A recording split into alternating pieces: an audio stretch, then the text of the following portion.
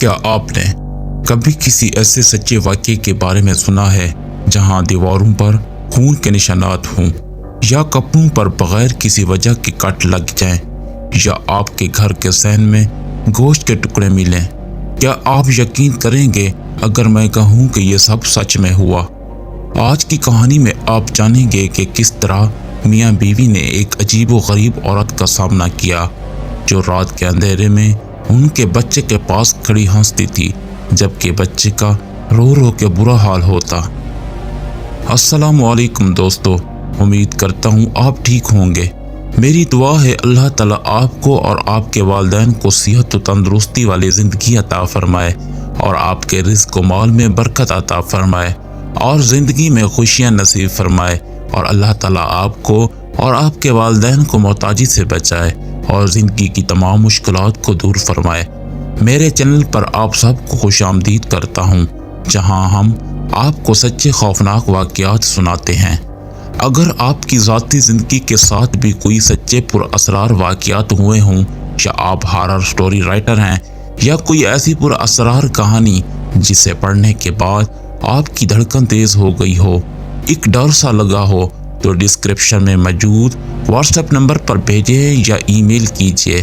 میں آپ کی کہانی آپ کے نیم کے ساتھ اپنے چینل پر نریٹ کروں گا، اور اگر آپ کو کہانی ڈراؤنی لگے تو کمنٹ میں لازمی بتائیے گا، اور یہ بھی کہ آپ یہ کہانی کس علاقے اور کنٹری سے سن رہے ہیں۔ آج میں آپ کے لیے ایک ایسی کہانی لایا ہوں جو آپ کو اپنے گھر کے کسی بھی کونے میں اکیلے بیٹھنے سے پہلے سوچنے پر مجبور کر دے گی، جو آپ کے دل میں ڈر کی حقیقت پیدا کر دے گی۔ تو چلتے ہیں دل دہلا دینے والے سچے واقعے کی طرف۔ دوستو، یہ کہانی مجھے خانپور سے نور فاطمہ نے بھیجی ہے، اور یہ واقعہ اس کی خالہ کے ساتھ 2004 میں پیش آیا۔ تو سنتے ہیں کہانی نور کی زبانی۔ السلام علیکم دوستو، میرا نام نور فاطمہ ہے اور میں فرسٹ ایئر کی اسٹوڈنٹ ہوں۔ امید ہے آپ سب خیریت سے ہوں گے۔ اللہ تعالیٰ آپ کو خوش رکھے۔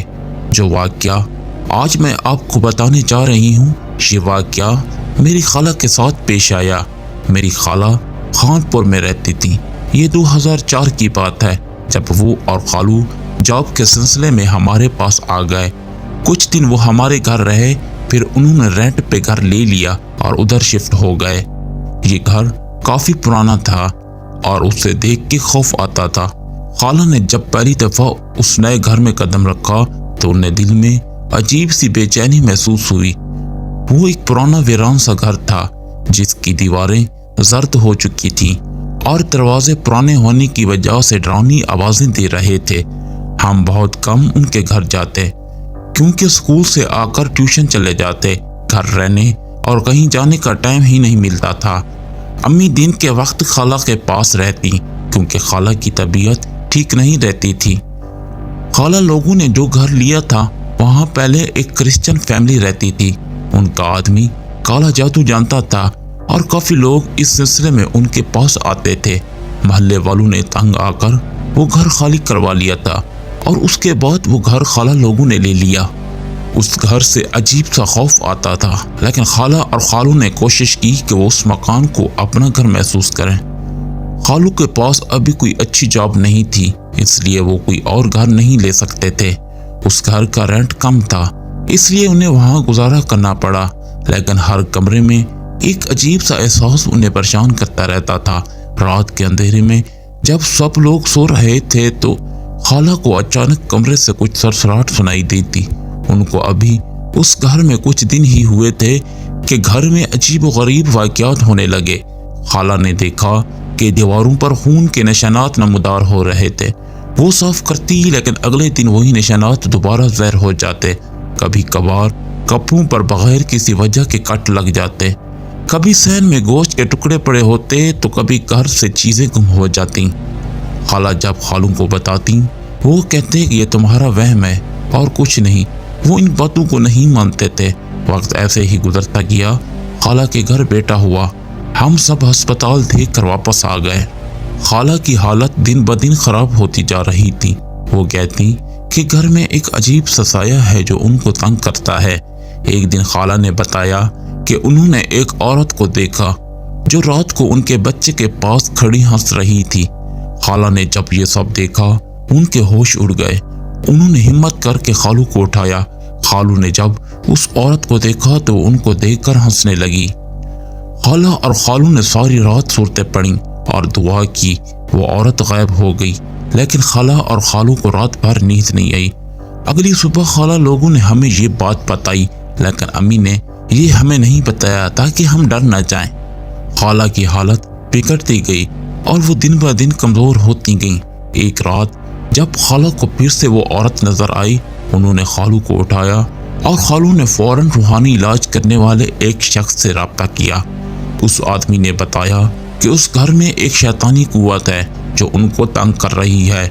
उसने खाला के लिए और बच्चे के लिए तवीज़ दिए और कहा कि 40 दिन के बाद उन्हें पानी में बहा दें।